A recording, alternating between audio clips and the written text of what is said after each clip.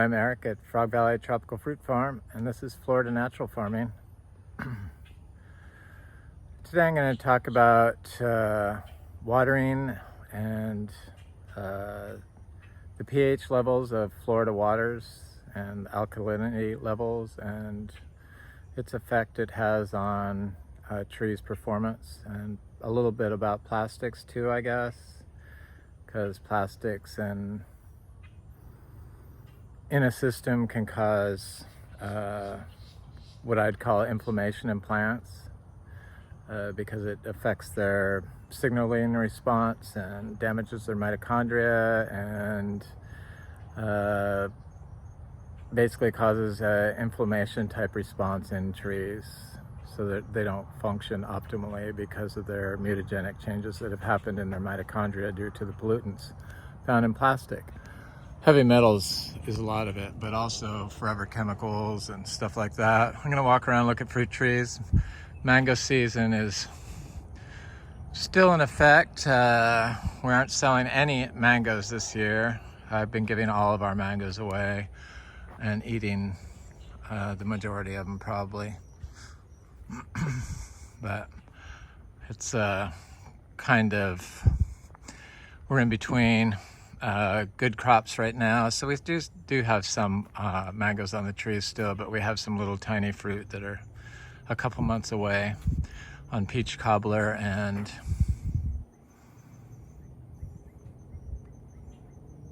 diamond, carry, Valencia pride, coggshall. I'm not a big fan of coggshall, so I'm standing in front of these big Rollinia trees. And I would think that they're, big enough to fruit by now. But I planted about 100 Rollinia trees, and at one point we put in an artesian well, meaning it's a well connected to the aquifer that flows freely, so you don't need any power for it to come. It's pressurized naturally. Pumps out 60 gallons per minute out of the ground. I thought at the time that it was a good option because it was a calcium carbonate infused water, so high in calcium, which I assumed was good for these plants. But I was wrong. I make lots of mistakes. I've been evolving over the years. My understanding of what's happening, the biological processes has greatly changed since I built this farm. And we grow our tropical fruit trees. We grow them naturally. I believe natural growing is how everyone should grow. And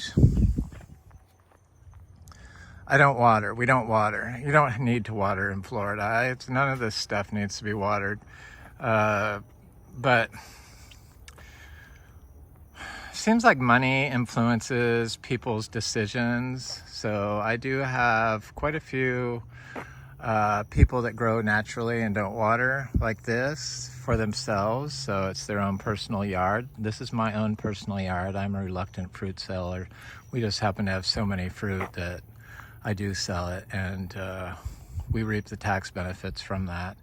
But I do a piss poor job, and I'm never going to get good at it. And I enjoy trading for plants. So I trade people for plants. When I give them fruit, I expect plants in return. And don't have to bring a plant every time, but an effort needs to be made if you come by and get fruit to at least reciprocate a little bit. But then I get other people that a large percentage of other people, almost as many, but a large percentage of other people that put in food for us for a business. Young people, young well-meaning people, but those people I've noticed are the least reluctant to embrace dry farming, which is interesting. And then they say stuff like, nothing against you guys, I'm just explaining my experience. They say stuff like, yeah, but you should see the growth of my cacao that you gave me, seedling that you gave me. I'm like, that was second year dry farm cacao, and now you're watering it. That's not why I gave it to you. Yeah, but you should see the growth of it. I'm like, I'm well aware of what can speed growth up in plants. And yeah, you can water a plant. You can actually put a lot of manure around a plant and water it every day with a hose, high-powered hose, directly around the tree, and that tree will grow super fast. That's not making a healthy plant. So the whole purpose of the dry farming is the cacao was to make plants that were that wouldn't die from below temperatures below 40 degrees. Cacao, you know, as they say, it's ultra tropical, but here we have had 31 degrees and actually held fruit on our cacao. And we're on our second generation of fruiting cacao, dry farmed. And I take pride in the fact that you can plant these cacao in pretty much, it has to be the right location. It's got to be shady. You got to have some of this going on, you know, the tall weeds and stuff. And then it will survive and grow and fruit. But they say, yeah, you should see the explosive growth. Yeah. But, you know, that explosive growth is coming at the detriment, coming at the cost of your plant's ability to combat cold from abiotic stress, because it's not going to be forming relationships with biology in the soil, fungi in particular, to get its water during times of drought. And when you have that, it severely limits the plant's signaling ability to signal changes in the environment, because it's been given everything it needs. So chances of your plant succumbing to a cold event, I believe, are greatly enhanced when you start watering. And in Florida, the Florida water, I was going to look at this achachura, I got carried away trying to think of what I was trying to say. The Florida water from the aquifer is high pH water, so it's high alkaline and high pH, which is it's a detrimental combination. It will greatly affect your plant's ability to uptake nutrients. And a lot of people think that they just need to give the plant water and don't think about the pH and other things. So this achachiro has a lot of fruit on it. I say I want to plant these, but people keep coming by here and I keep giving them fruit, you know, a fruit here, fruit there, but I want to plant all the seeds, so I gotta make sure I eat some, so I plant the seeds. So I read this study, I'll do a link to it, of plants, citrus,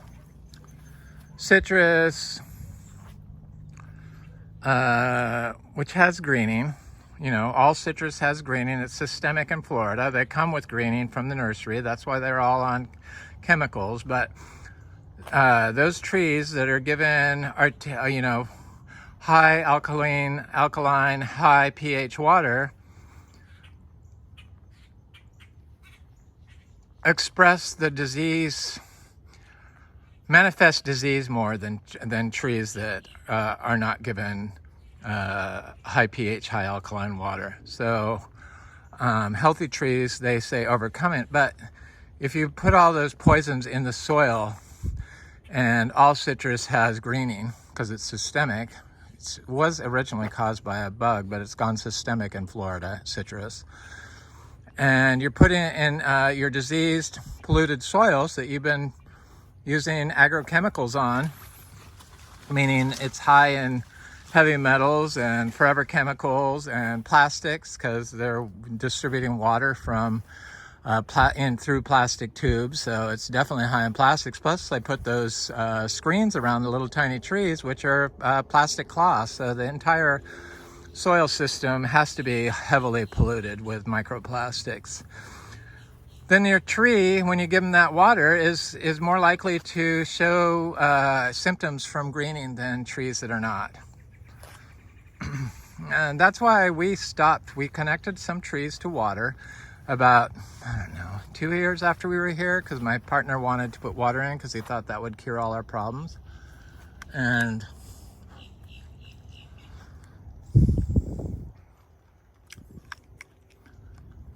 lo and behold, it ended up killing 100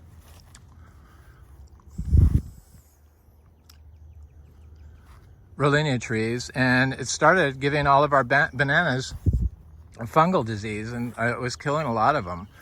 And so I'm like, we're going to shut the water off. We're not going to water anymore. I couldn't figure out what it was. I realized it was probably the high pH water. I didn't realize the alkalinity of the water in combination with the pH is very detrimental to plants being able to uptake nutrients. If they can't uptake the micronutrients properly, then they're going to manifest disease, or they're going to express symptoms from pests or fungal issues or stuff like that. And yet, this is how we manage our Florida citrus. It just makes zero sense. And so when I say you don't need to water, you do not need to water in Florida. And when I give people little cacao trees and I tell them, please plant it bare root and do not water it, and then they come back and they tell me, oh, I'm watering it because blah, blah.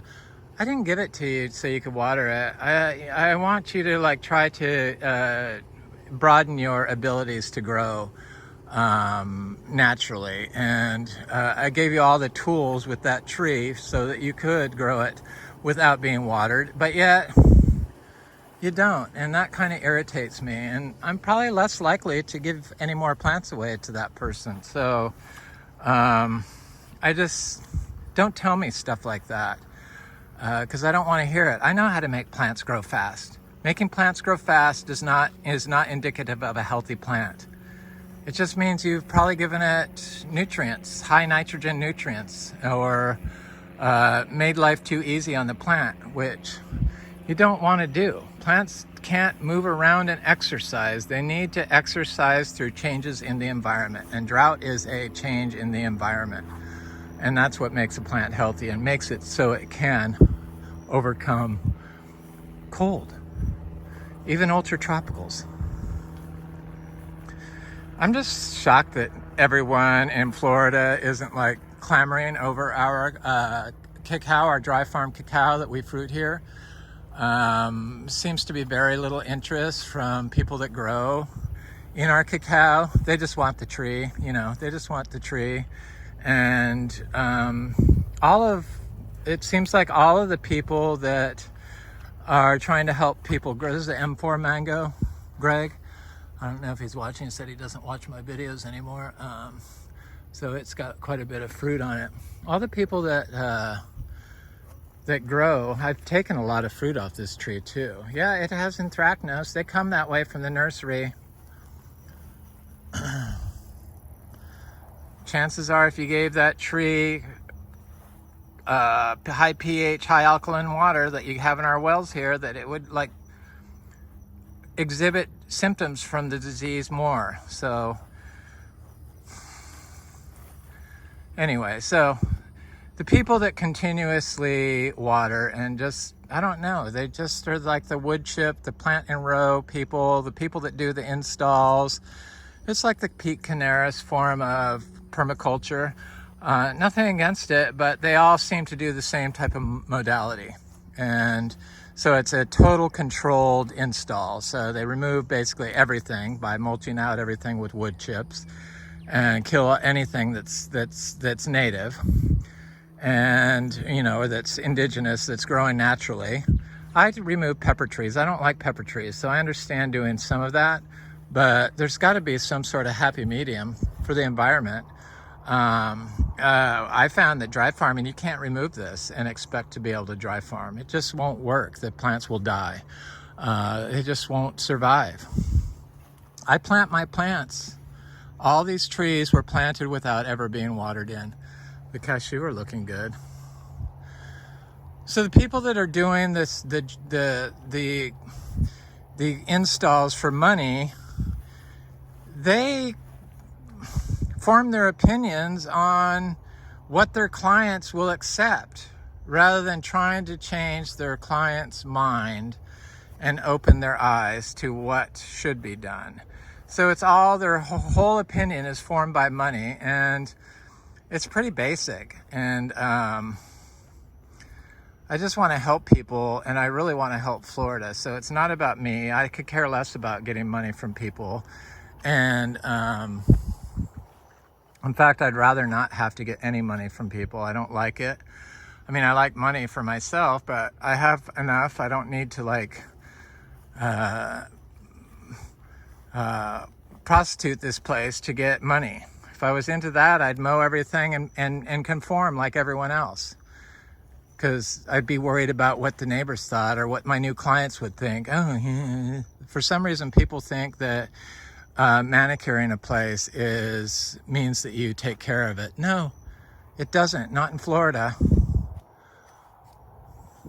It doesn't. There's no space for wildlife to live when you do that. Wildlife doesn't have a home around here. It's miles and miles and miles of mowed fields. And tract homes now. Basically tract homes now. I don't know. It's very discouraging when I think people are like pro-environment, which is, you know, why I do this, because I worry about Florida's health. Let alone the aquifers are fastly being depleted because of overwatering, and people overwater. If you have everything looking green year-round, chances are you're not going to have to water stuff. I mean, that's how Florida is. It's called Florida because stuff grows here so easily. Not because we water everything. It's just so bizarre how people's thinking is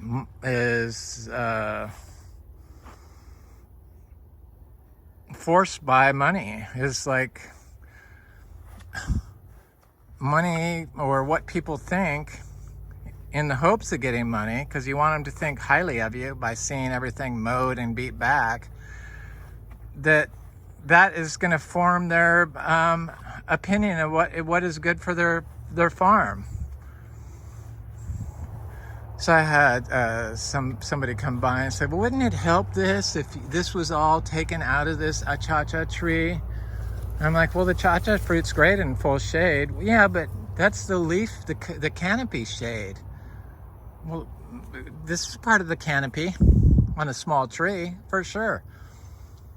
And this type of stuff protects fruit when it has fruit on it from stuff. And this is how it's growing. And this is a very healthy achachiro tree. I mean, it's like 6 feet tall and doesn't get watered and looks great.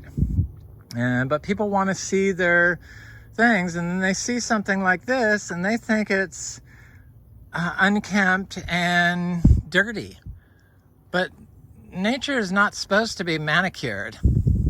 And this is natural farming. So I just have an issue with people over homogenizing everything and creating one system of regenerative agriculture, which I don't really believe in. The wood chip install control system. Because we're natural farming. We're not Florida permaculture.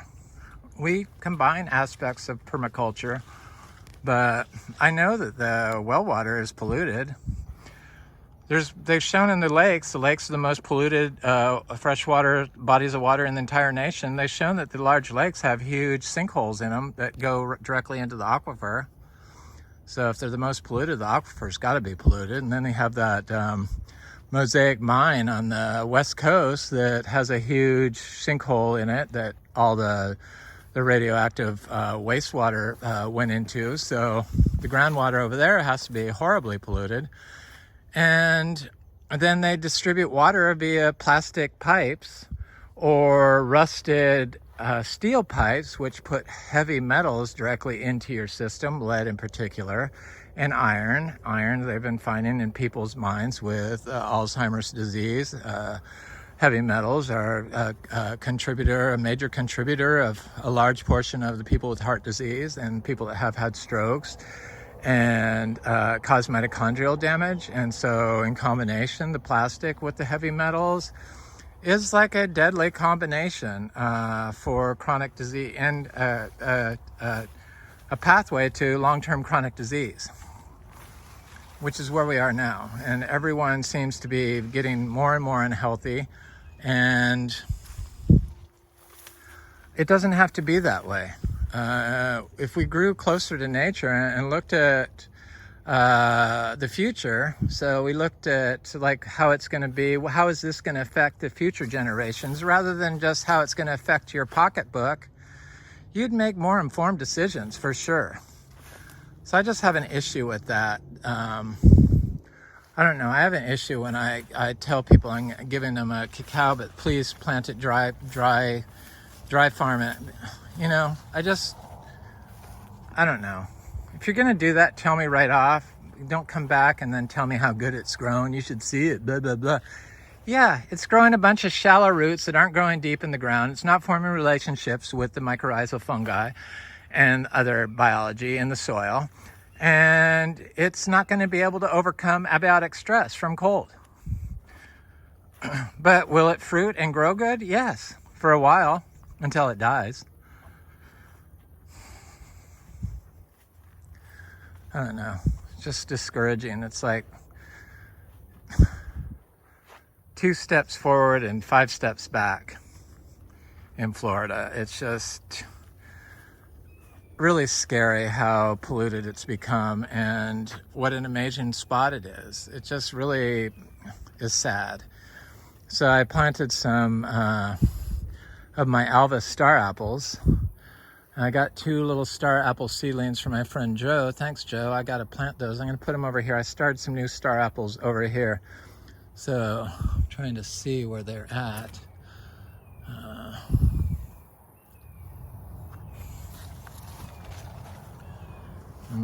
Here's one here.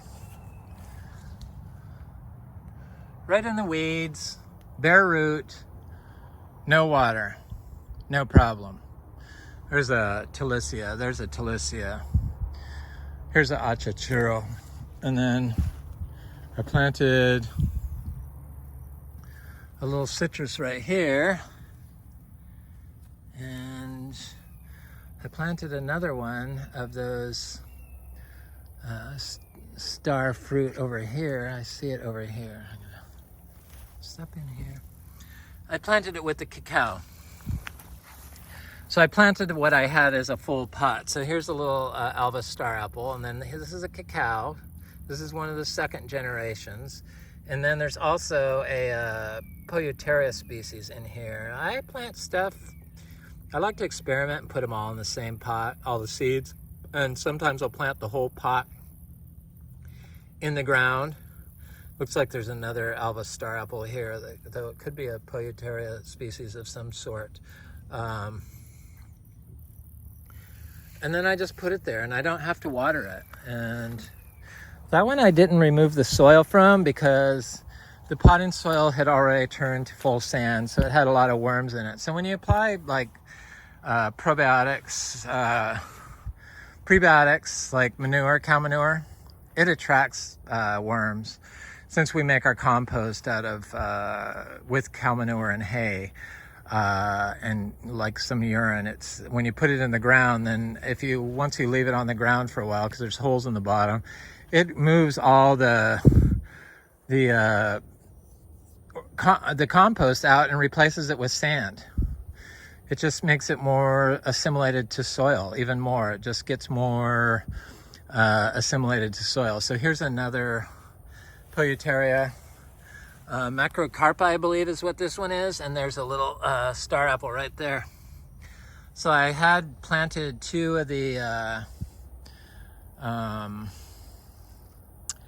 Garcinia latissima. Those are the giant seeds from Bellamy and Anderson Tropical. I believe they both sold them. I think I got mine from Anderson Tropical when they're on sale, because they're like $40 or $50 each. I bought 2 seeds, direct sowed them, none of them came up. So then my friend Ashley from Jupiter Farms came here. She has 15 acres in Jupiter, and she grows dry farms naturally like this. And she has the same issues dealing with other people, neighbors and stuff that like to clear everything. I don't know what that's about, but they like to clear everything and then destroy nature, and then you don't have what we liked about Florida left. So it's really sad. But she showed me a picture of her Garcinia latissima she had in pots. So I'm like, I got to order some more seeds. So I put them in pots, and I saw one came up, and then I was looking in here just recently, and I see another one right there popping up. These are Ingafuilii from my friend Frank's fruit tree that fruited. I don't know what the Ingas are up with the Ingas and me, but I'm sure eventually we'll get some fruit off of them, just like the Rollinia tree. It's not a matter of if, it's a matter of when, because we grow 4 different types of Ingas, and some of them are quite large. Here's a Talicia species. Here's a petali tree, Artocarpus petali. Here is a little cherry of the Rio Grande. We've been getting fruit off of our cherry of the Rio Grande, our little black seedling. Here's some more Alba star apples. It's considered the best star apple. And here's one here. And these are cacao seedlings from this parent tree right there. That's fruited twice. That's a first generation. So this is the second generation of dry farm cacao that can take cold weather because we don't water. When you give plants water, and you give them water soluble nutrients, and you give them fungicides and pesticides, they don't need to, or they can't, form relationships with microbial life that enables them to signal for help, or to create a natural response to abiotic or biotic pest pressures. So it's just like when you water a plant all the time, every day or every other day or every 3 days, and then you go on vacation for a month and you come back, it's dead. We don't have to worry about that. The same thing, but that level of water drought tolerance is indicative of your tree's ability to be cold tolerant, so able to withstand other stressors like freeze. Here's a Keppel tree.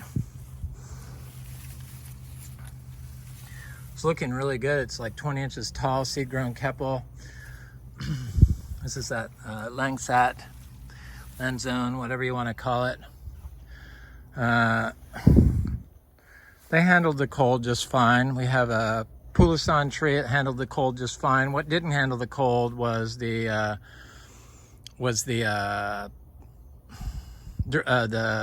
breadfruit, the bread nut. This is a durian. It looks great. Doing good. Very good. Here's another durian somewhere. We have a Poulisson here. I know, somewhere. I'm going to look for it. Oh, it's huge. It's gotten huge. Seed-grown Poulisson tree. It looks great. It grew new leaves during the winter, so I know it's not an ultra-tropical in this system where we focus on biology. Some of my friend that was here that I was complaining that started watering the cacao tree. Nothing against you. They're like helping somebody install a 144-acre food forest with cows, with zebus, and they put in swells. There's no such thing as swells because the groundwater. In Florida, because the groundwater goes, if they have water in them, it's because you're compacted the soil, or because the groundwater is that high. Because that's the only time we get water in our swales, is when the groundwater is that high. So because the groundwater can be like 5 inches below, and it wasn't near here, it's in Fort Pierce, so it's the same thing. So they probably have swales that were built by, it's for drainage. Were built by the citrus industry, and they do everything in rows because they probably were already there, because it was probably a former citrus grove, guaranteed. I bet money on it. And then they just do install and use wood chips and still mow. You can't mow and expect to have a healthy system. It's impossible. Not in Florida sand. Just can't do it. Random mowing, like once a year, probably wouldn't be that bad. But if you're mowing like once a month, which I'm sure you are, if you're mowing because you don't like any of this, they don't like this because the clients don't like it. Because the neighbors say it's not, they don't like it. I don't do anything for my neighbor's sake. I do stuff for the sake of Florida and the sake of the system. And I'm not guided by somebody's pocketbook. I make my own decisions, and I don't want my neighbors looking in. So I made it so they can't really look in here. I don't like a big cleared system. Look at these honeybees. It's just like such a huge mess now. It's amazing. I wonder if it's gonna start dripping honey. I'm sure it is.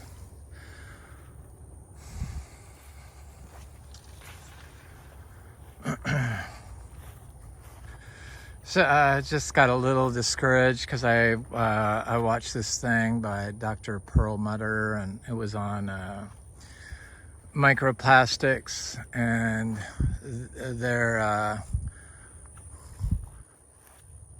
causing Alzheimer's and stuff, they figured, because they go through the brain. They wind their way up in cells. And here's that cherry of the Rio Grande. This is a black one though, so this fruit isn't really quite ripe, but boy, are they good fruit.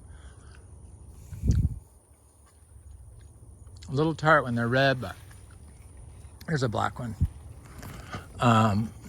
It's the first time this tree has been continuously blooming, which is quite nice. So very good. They're as good as cherries, regular old cherries. So it's on plastics and birds that are supposed to be able to fly 5,000 miles aren't able to fly off an island and like wind up washed up on the shore because of the microplastics in their tissue. They have a name for it, a new disease caused by plastic pollution called plasticosis. And you get plasticosis from plastics in your system, or a lot of times you get them from inside your house if you have carpets, from dust. They found that people that work in recycling centers, plastic recycling centers, have a higher incident of lung cancer, or respiratory issues. So there is a problem with it. And if you're like watering and you're using a rubber hose and you're distributing water directly, or you have micro irrigation system, you're delivering plastic right to your tree. And I saw the top 3 foods that had the most plastic in them, because that's where we're getting the plastic that's causing the plasticosis. We're breathing it, we're drinking it, and we're eating it. Air, water, and food. Oh my God, look at this. Seashore mangosteen is turning red on the tree. Yay! I had another one over here. Where did it go? That's a good sized fruit. Hopefully I'll be able to do a video of the taste test on that in the next couple days. So carrots have a high incidence of plastic, because even organic, because organic allows plastic mulch. That plastic mulch creates fragmented pieces of plastic, which they're saying are much worse than the plastic they use in the studies, which is all perfectly round. It's the plastic that is degraded naturally, and if it's rubbing up against the soil, it has rough edges. That's the plastic that's the worst. That's able to cut into the cells and move into your tissues. So and in plants, and so carrots, apple trees, probably because apple trees are mainly grown in like Washington State inland, where it's dry in the summer, and so they water them. You don't have to water any of this fruit. That's the thing. Not like the way they do it, but they've probably been using irrigation with plastic, black plastic tubes that, every time you turn it on, it shoots plastics into the the root zone of your tree, which the tree then uptakes. So that's how the apples get it. And carrots and rice. So carrots probably because they use the mulch, but I would guess strawberries and tomatoes and a lot of other stuff is high in plastics also. It's just really sad and scary. We really need to pay attention to this stuff and look at what we're doing to ourselves. And those people that are growing this stuff, they're just doing it to make $1. They'll get the USDA organic certification label, and everyone thinks it's safe, when in actuality it's probably worse than a lot of other stuff. In combination with conventional fertilizers, it's got to be just horrible for you. In combination with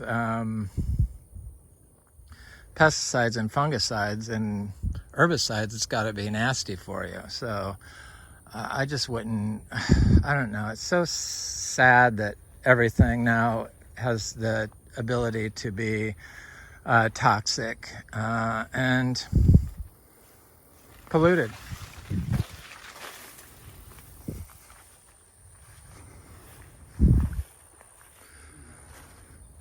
So I have somebody coming by from Tampa tomorrow, my friend Carson, and I want to check to see what fruit I have. I was hoping that I would have some of these Madruno, but I don't. So I probably pissed off all these food forest installers, but sorry, I just have to say that because it's up to you to, they're looking at you for guidance, and if you're just doing it to get a quick, to get a client, then by all means then say that. Don't like act like it's the best thing, because it is not. Totally is not. I know enough about growing that I know that watering is not necessary here, and I know enough about the planet and Florida to know that fresh water is going to be a limited resource in the future, and we can't just keep watering. And why should we if it's having detrimental effects on our trees' health? I'll do a link to that study I saw on high pH, high alkalinity water in Florida and its effect on citrus. Yet they act like they don't know what's causing all the problems with citrus. It's so dystopian here, it's bizarre. I'm gonna go look at the, this is here's a big, getting big ice cream bean tree. I'm gonna look at one of my female Garcinia Livingstonii trees. I do all these videos on the Garcinias and talk about the monoecious and dioecious, meaning monoecious, it's self-fertile, or dioecious, you need a male and a female. But I found that the dioecious varieties, you do not need a male, you only need a female. So I haven't gotten seeds to germinate yet from my seashore mangosteen. I forgot to check. I should go back and do that. The Luke's Garcinia is starting to look good, getting big. We have about 100 of those, maybe a little less. I'm not sure. I haven't been able to count them all in a while due to this tall cover. It took me a while to understand this tall cover. I had to take soil science classes to figure it out. Because everyone says it competes, and we're so brainwashed to put in lawns that we think that that looks good. But there's so much life that wants to live in Florida, and when you have a lawn, nothing can live in it pretty much, and it compacts the soil. Cacao are looking good. The achachuro. I was going to look at this Garcinia Livingstonii over here. I've been planting, I planted all my cashews except for like 10, and then I've been planting cassava cuttings everywhere. I think they look cool. I like them. My friend Frank says, you need to eat that cassava, but okay, so this always has some fruit on it, but it never gets bigger than this. And in fact, you can see a little one that fell off. They turn orange when it's hot and they drop them. So it is gonna set fruit, because I know, because it keeps flowering. and trying to fruit. But when they get about that big, because of the heat, they just drop them. I'm fairly certain that's why you don't get fruit when in Arizona off that, because why aren't more people fruiting that? That's just very bizarre to me. This is a seedling sugarloaf mango. Sugarloaf has been underwhelming for me this year, but I think maybe I picked them too soon. I've been paranoid about the creatures because they do get a lot of the fruit. And so I picked a lot of the fruit way too early. Some of it ripens up really good, but some, like Venus, it just doesn't do good when you pick it early. I think Sugarloaf is probably like that also. But other fruit trees like Malika, you can pick them early. It's spectacular. The little Garcinias are looking great. We grow mangostana. We haven't been growing it for years because I listened to what other people said you can do here. And they said you cannot grow mangostana here because it's ultra tropical. It is not an ultra tropical here if you grow naturally. It can do just fine. Even these little Eulicula palms, these very expensive little palms with the solid fan. I love them. I try to plant them everywhere. They do just fine dry farming. But I do have quite a few little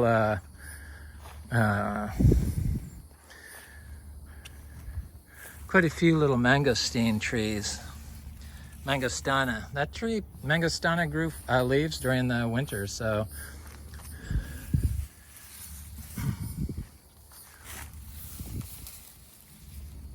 Little various mangosteens parked everywhere.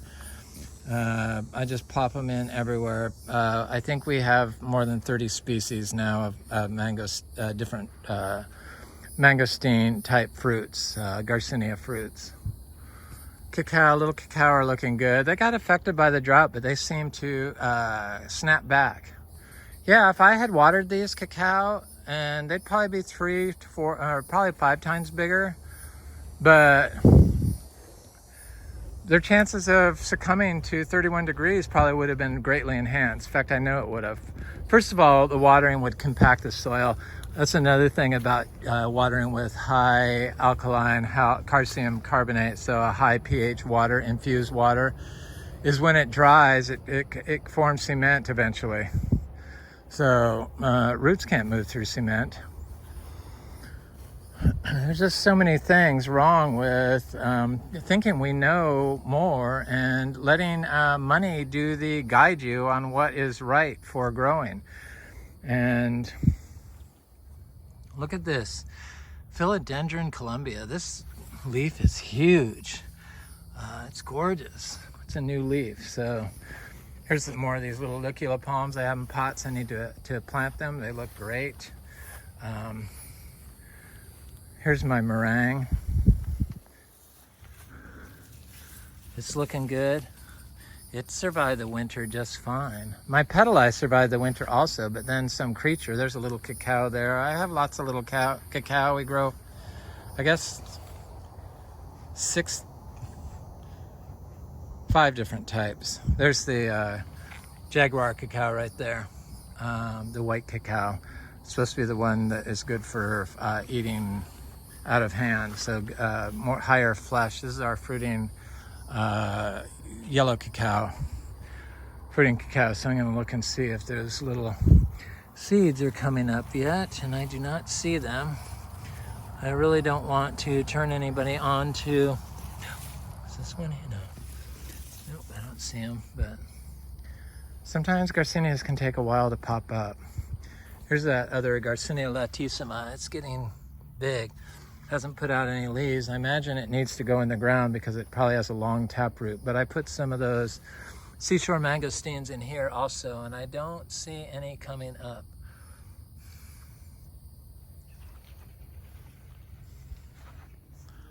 Anyway, that was the video du jour. I'm Eric at Frog Valley Tropical Fruit Farm. This is Florida Natural Farming, and that was a video on soil pH and soil alkalinity and natural farming versus Florida permaculture, using water in your system. Nothing against people that water. I'm just saying it's unnecessary, and chances you're hurting your system when you think you're helping it probably are a lot greater than you think. Anyway, I just want people to be aware of that. And please, if I offer you a cacao tree and I ask you to practice dry farming because you've never done it before, and I tell you how to plant it and where to plant it, I hope you just don't ignore me, because I'll just save that tree to give to somebody that wants to share natural farming, dry farming techniques, because that's why I do it. I don't do it just because I'm a nice guy, because, well, I guess I partly do it for that, but I do it because I think you have the ability to evolve into a really fantastic grower. That's why. And I expect you to form decisions made on what's right and what's possible for the future, not on the future of your pocketbook. Have an excellent day. Thanks for watching. Please like, share, and subscribe, and leave a nice comment.